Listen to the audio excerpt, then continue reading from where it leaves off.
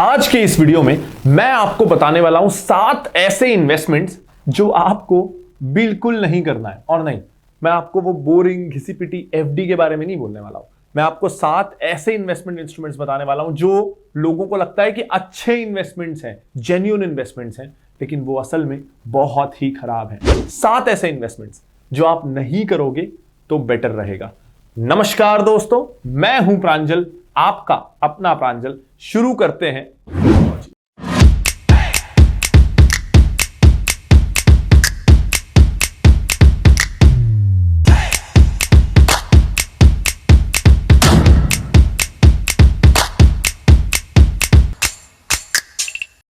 Real estate ना, real estate खराब नहीं है। रियल एस्टेट तो बहुत अच्छा इन्वेस्टमेंट ऑप्शन है। मैंने एक पूरा वीडियो बनाया था कि कब, कैसे, कौन सा रियल एस्टेट आपको चुनना चाहिए इन्वेस्टमेंट के लिए, तो इस वीडियो को भी जरूर देख लीजिएगा। लेकिन यहां मैं आपको ब्रीफ में बता देता हूं कि कब रियल एस्टेट को नहीं लेना है। और हम लोग ना, नॉर्मल मिडिल क्लास लोग एग्जैक्टली तभी खरीदते हैं।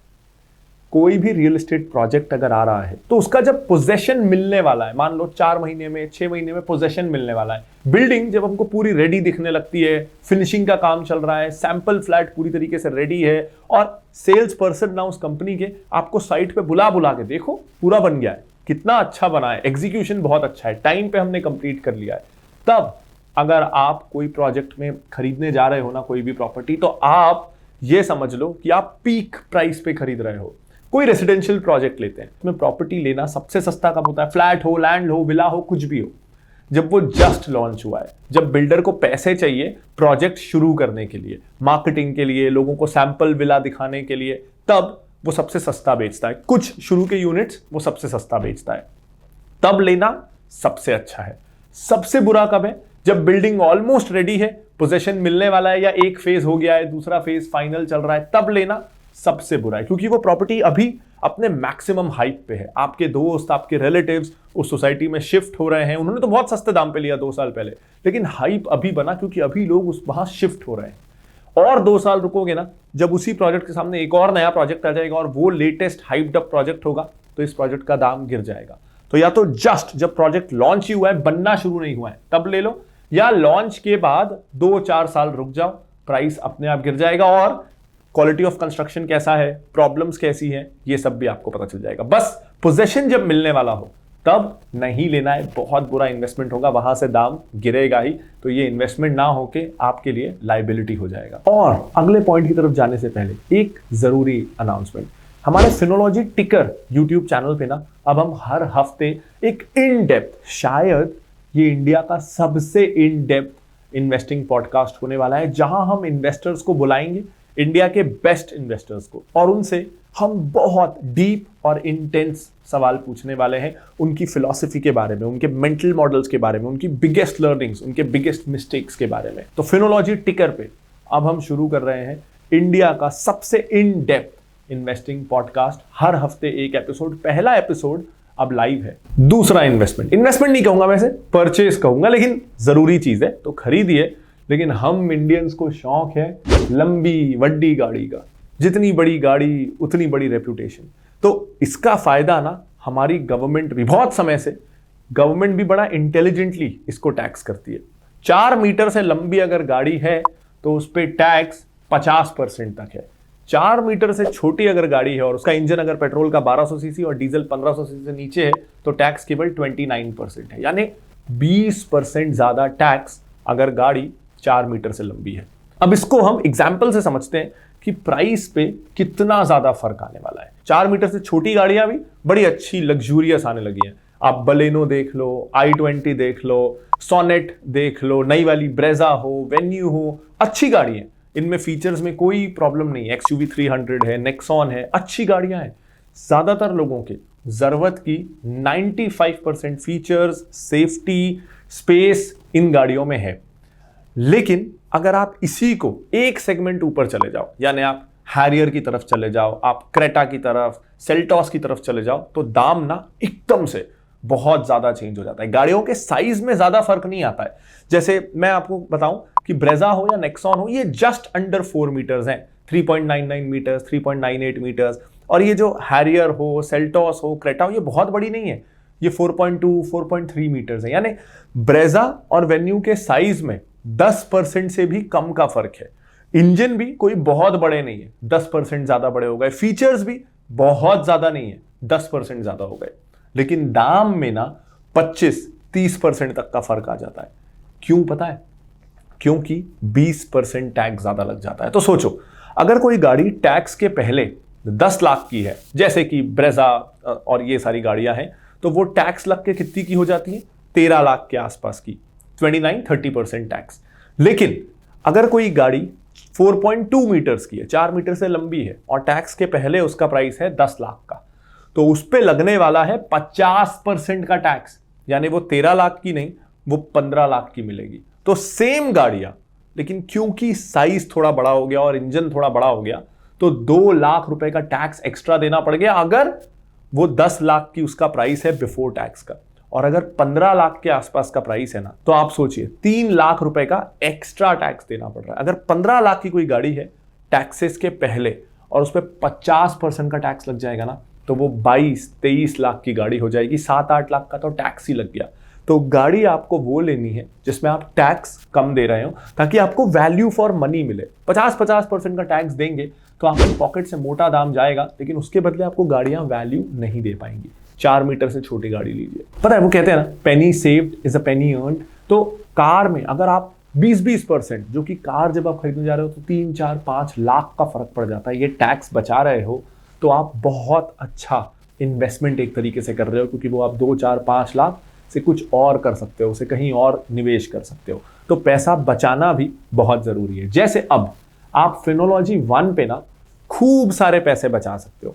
फिनोलॉजी 1 सिर्फ 500 रुपए महीने में आपको 4 वंडरफुल प्रोडक्ट्स तो मिल ही रहे हैं, जैसे क्वेस्ट जहां 50+ कोर्सेज हैं ऑन इन्वेस्टिंग इन फाइनेंस, जैसे रेसिपी जहां आपकी कंप्लीट फाइनेंशियल प्लानिंग होती है इंश्योरेंस, म्यूचुअल फंड्स और स्टॉक रिकमेंडेशंस के साथ, जैसे टिकर जहां से आप खुद एक एक्सपर्ट स्टॉक पिकर बन सकते हो, जैसे इनसाइडर जहां पे आप इन डेप्थ और इन्वेस्टिगेटिव जर्नलिज्म का मजा ले सकते हो। ऐसी चीजें यहां आपको पता चलेंगी जो आपको और कोई नहीं बताता। तो फिनोलॉजी 1 में आपको ये सब तो मिल ही रहा है, इसके साथ ही बहुत सारे अब आपको डिस्काउंट्स भी मिलेंगे अगर आप फिनोलॉजी 1 मेंबर हो, हमारे बहुत सारे पार्टनर ब्रांड्स में और ऐसे प्रोडक्ट्स में जिसको आप अपनी डेली लाइफ में यूज करते होगे, जैसे लाइव मिंट हो, क्विको हो, सेंसिबल हो, बहुत सारे ऐसे फाइनेंशियल प्रोडक्ट्स जो आप अपनी लाइफ में यूज करते हो। अगर आप एक फिनोलॉजी 1 मेंबर हो तो आपको इन प्रोडक्ट्स पे एडिशनल डिस्काउंट भी मिलेगा। तो इनफैक्ट पता है, अगर आप सारे पार्टनर ब्रांड्स के ऑफर्स का फायदा उठाते हो जो फिनोलॉजी 1 के साथ है,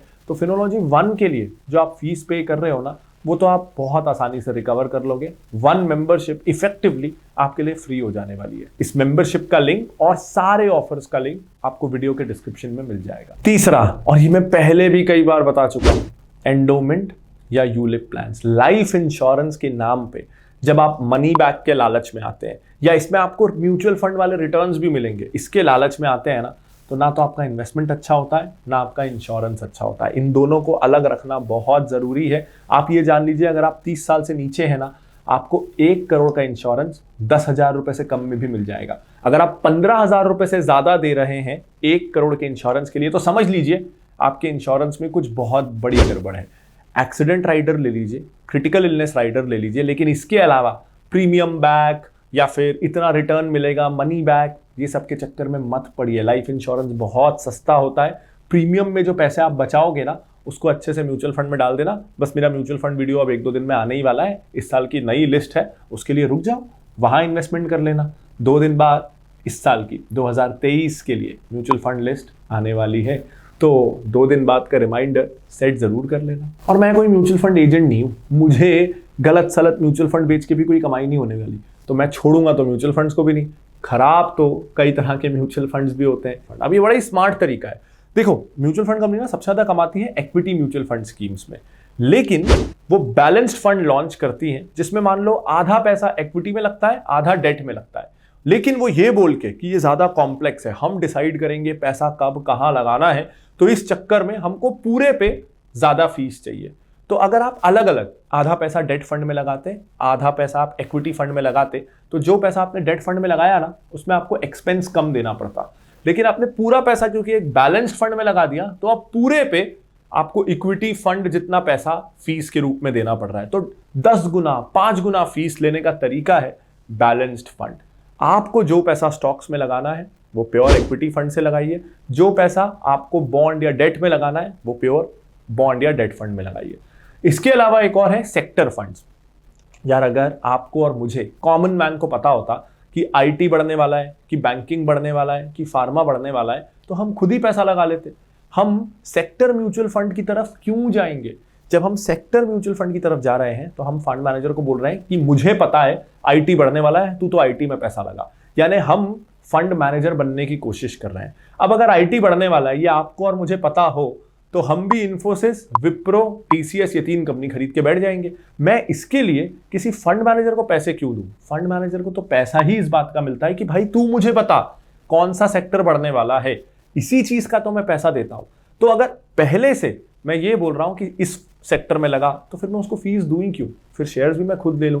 तो ये अगेन एएमसीज का तरीका है कि काम भी कम करना पड़े, सेक्टर्स भी ढूंढने का झंझट ना हो। कोई सेक्टर, कोई फंड अच्छा परफॉर्म ना करे तो हम ये बोल सकें कि आपने ही तो इस सेक्टर में पैसा लगाया था, ये सेक्टर अच्छा नहीं कर रहा। तो रिस्पॉन्सिबिलिटी भी नहीं, काम भी आधा और फीस सेक्टर स्पेशलाइज्ड फंड के नाम पे डबल, फायदा ही फायदा। तो सेक्टर और थीमेटिक फंड से भी दूर रहना बहुत जरूरी है। 5वां, ये मैं कितना भी बोलूं, अभी मैं एक इवेंट में गया था, बहुत सारे यंगस्टर्स से मिला और एक कॉमन सवाल था, सर पेनी स्टॉक्स कैसे रहेंगे? 1 रुपए के, 50 पैसे के, 2 रुपए के शेयर्स। अगर कोई कंपनी 1 रुपए में है ना तो वो किसी कारण से 1 रुपए में है। तो ये सोचना कि 1 की 2 हो गई तो ये ख्याली पुलाव बनाना है। एचडीएफसी का, एचयूएल का, एमआरएफ के यहाँ से भी डबल होने के चांसेस ज्यादा है क्योंकि वो अच्छी कंपनियां हैं, वो कॉन्स्टेंटली पैसा कमाती हैं, नई जगह इन्वेस्ट करती हैं, वहां से और कमाती हैं। जो पैसा कमाएगा उसी के पास पैसा होगा नया बिजनेस करने के लिए या बिजनेस को ग्रो करने के लिए। जो 1 रुपए में बेचारी मरती हुई कंपनी है वो अपने आप को बचाने से, वो बैंक से बच के भागेगी कि वो अपना बिजनेस बढ़ाएगी। बिजनेस नहीं बढ़ेगा तो शेयर नहीं बढ़ेगा। पेनी स्टॉक से प्लीज दूर रहना। Futures and options. अब मैं पिछले 2 सालों में ना कई लोगों ने ऑप्शन सेलिंग करके या कोई इस तरह के फैंसी इंस्ट्रूमेंट्स यूज करके पैसा कमाया है और हमें क्या लगता है कि 1 साल में जो हुआ ना वो हमेशा होगा, 2 साल में जो हुआ ना वो हमेशा होगा। अब कभी कभी तो जिम्बाब्वे से भी इंडिया हार जाती है। इसका क्या मतलब है कि हम जिम्बाब्वे पे बेट करने लग जाएंगे क्या? इसी तरीके से जब मार्केट अच्छा हो रहा हो, बहुत कुछ हो रहा हो, तो 1 साल में हमने तरह तरह की चीजें, लॉकडाउन में थे, घर में थे, तरह तरह की चीजें करके लोगों ने पैसे कमाए। लेकिन लॉन्ग रन में अगर आप वो करते रहे तो डूबना पक्का है। फ्यूचर्स हो या ऑप्शंस, ये हेजिंग इंस्ट्रूमेंट्स हैं। कॉर्पोरेशंस, एफआईआईज, डीआईआईज अपने आप को करेंसी फ्लक्चुएशन से बचाने के लिए इसको यूज करती हैं, खुद को रिस्क से बचाने के लिए। ये स्पेक्यूलेशन इंस्ट्रूमेंट्स नहीं है। वॉरेन बफेट ने मल्टीपल बार कहा है कि एफ&ओ ना वेपन्स ऑफ मास डिस्ट्रक्शन है। इसे उन्होंने न्यूक्लियर वेपन से कंपेयर किया है। ये इतना नुकसान पहुंचा सकते हैं। फ्यूचर्स एंड ऑप्शंस पे पूरी प्लेलिस्ट को आप मेरे चैनल के प्लेलिस्ट सेक्शन में जाके देख सकते हैं और समझ सकते हैं इस ओपिनियन के पीछे मेरा रीजन क्या है। क्रिप्टोज। अब क्रिप्टोज पे मैंने पूरा वीडियो बनाया था। बहुत उन कम यूट्यूबर्स में से एक मैं था जो हमेशा कहता था इससे दूर रहना। लेकिन अभी मुझे रियलाइज हुआ कि कुछ लोग ना बॉटम फिशिंग कर रहे हैं कि उस समय इतना बढ़ा हुआ था, अब इतना गिर गया है, ये क्रिप्टोज को लेने का सही समय है। तो देखो, क्रिप्टोज के बारे में मैंने एक पूरा डिटेल्ड वीडियो बनाया है कि क्यों ये मुझे पसंद नहीं है। उस वीडियो को देख लेना। यहां मैं अगेन ब्रीफ में बता देता हूं कि प्रॉब्लम क्या है ना, हमें क्रिप्टोज में विनर कौन होगा, कौन सी करेंसी सबसे बड़ी होगी, कौन सी करेंसी इंडिस्पेंसिबल हो जाएगी, ये प्रिडिक्ट कर पाना बहुत मुश्किल है। जब तक हम ये प्रिडिक्ट नहीं कर सकते ना, हम अंधेरे में तीर चला रहे हैं। तो इससे प्लीज बच के रहिए। जब हम स्टॉक्स में, ब्लू चिप्स में इन्वेस्ट करते हैं ना, तो हमें पता होता है कि एचडीएफसी आज लीडर है तो 2 साल बाद गायब नहीं हो जाएगा। मारुति आज लीडर है तो 2 साल बाद गायब नहीं हो जाएगी। शायद मार्केट शेयर कम हो जाए लेकिन गायब नहीं हो जाएगी। क्रिप्टो में ना आप बोल नहीं सकते कि 6 महीने बाद कौन सी करेंसी जो आप खूब हाइप पे चल रही है वो कल को गायब हो जाएगी। तो हाईली रिस्की, हाईली स्पेक्यूलेटिव है। आपको अपने पैसे का 1-2% से गेम खेलना है, कौन बनेगा करोड़पति खेलना है, तो क्रिप्टोज अच्छा है, लेकिन ये इन्वेस्टमेंट ऑप्शन सही नहीं है। तो उम्मीद करता हूं कि वीडियो आपको पसंद आया होगा। मैं लाता रहूंगा ऐसे बहुत सारे videos. This is Pranjal Kamra signing off. Bye bye.